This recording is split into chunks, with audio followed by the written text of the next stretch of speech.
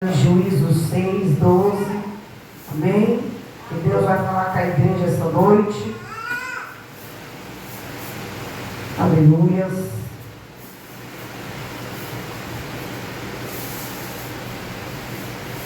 Juízos 6, 12.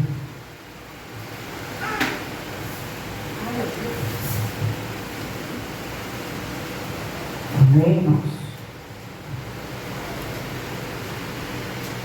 Quem achou diz amém. Glória ao nome do Senhor. Vamos ler o versículo 12. Esta noite Deus vai falar conosco. O tema fala diante do Senhor. Homem valoroso diante de Deus. Amém, igreja? Amém. Glória a Deus. Glória a Deus. Aleluia. Então o anjo do Senhor lhe apareceu e lhe disse: o Senhor é contigo, varão valoroso. Mas Gideon lhe respondeu: ai, Senhor meu, se o Senhor é conosco, porque tudo isso nos breveou e que é feito de todas as suas maravilhas, que o nosso país nos contarão dizendo: não nos fez o Senhor subir o Egito, porém agora o Senhor desamparou e nos deu a mão dos midianitas.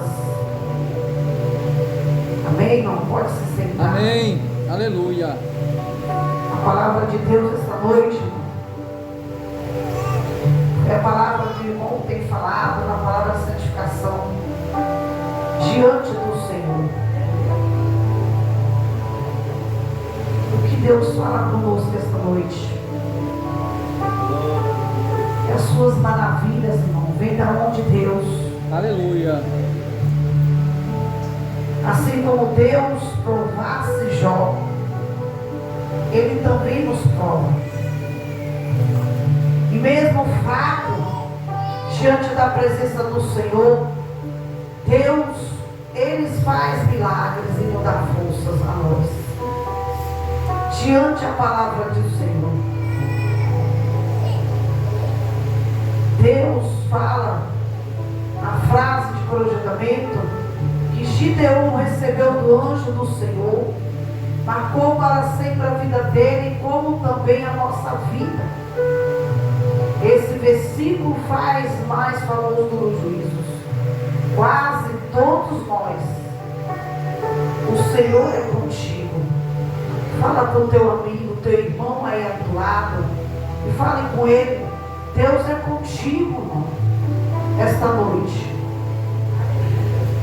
Porque quantas lutas diante do Senhor nós passamos, quanto é levante diante do Senhor nós passamos. Não foi diferente com Gideon, porque ali Gideon, eles tinham medo. Gideon era um homem prudente, estrategista, pois ao malhar o trigo no lagar, ele confundia o inimigo de midianitas, que pilhavam o depósito de mentiros a Israel, diante do Senhor. Gideon era um homem humilde, não confiava na sua própria força. Quantos hoje de nós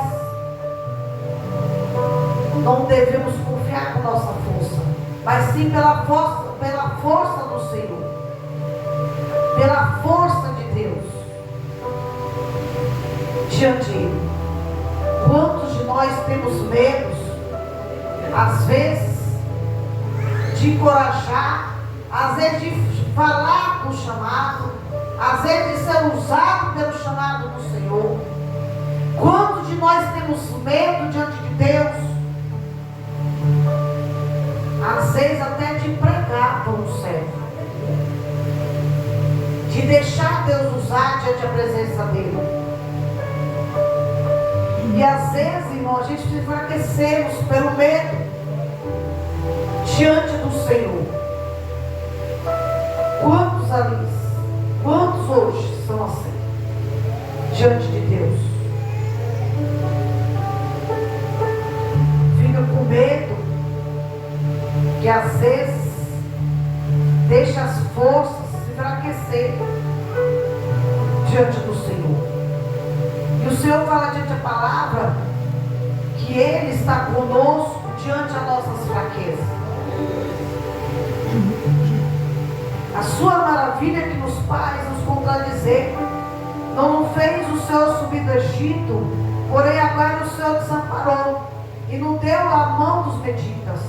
Então o Senhor olhou para ele e disse: vai nesta tua mesma força, mesmo você fraco, mesmo desanimado, mas que só venha diante de Deus, essa mesma força que vai te levantar esta noite. Aleluia. E Deus vai dizer aqui: porventura não te enviei. Mas irmãos, Deus às vezes nos envia. Quando nós começarmos a ler o capítulo de Deus ali, Deus então, o anjo do Senhor lhe apareceu e disse ao Senhor a Gideão: eu estou contigo, vá. E ali Deus falaste no terceiro capítulo, porque sucedia que semelhante a Israel subiam os midianitas e amalequitas, e também os do Oriente contra eles subiam. E ali, irmão, quantas pessoas levantam contra a minha vida e a tua? Quantas pessoas Deus permite se levantar contra mim e você? Para ver se ao nosso medo, a nossa fraqueza, vamos criar coragem para falar com eles. E ali Deus, perante essa palavra, irmão, Deus igual a olhar dos irmãos. Parecia que o inimigo chamava as forças. Porque quantos inimigos hoje levantam quantas pessoas contra mim e você, para poder a gente parar, para poder às vezes desanimar diante da minha presença e a tua. E mesmo com pequenas forças ali que Gideão estava, ele estava ali diante dele, no trigo do lagar. Mas mesmo em todas as suas forças, não se prometiam ser Deus, se não permitisse que sobressaia sobre a nação. Israel, mas logo começou ali no capítulo 6, perceberam que Deus possuía, particularmente, trabalhar muito ali, naquele lagar. Às vezes, irmão, nós somos cristãos, lemos a Bíblia e temos o coração a inclinar e a pensar somente a vontade de Deus e dizer que Deus sempre nos guardará de todo mal. Mas logo começou nesse capítulo que muitas vezes nos permite, e não é porque é o mal, pessoas que estão de força da presença de Deus, que estão fora da presença de Deus. Eu sei que você já ouviu dizer que Deus permite certas coisas acontecer porque é mal. Eu digo que não, porque Deus permite certas coisas acontecer na minha vida e na sua, porque Ele é totalmente bom. Não existe uma grama de maldade no caráter de Deus, e por causa de toda a sua bondade, que Ele não permite coisa acontecer diante de nós. Por exemplo, pega o livro de Jó, como não leu a palavra de santificação, que Jó não seja cristão. Ele lê horários humanos, vai dizer que Deus é mau.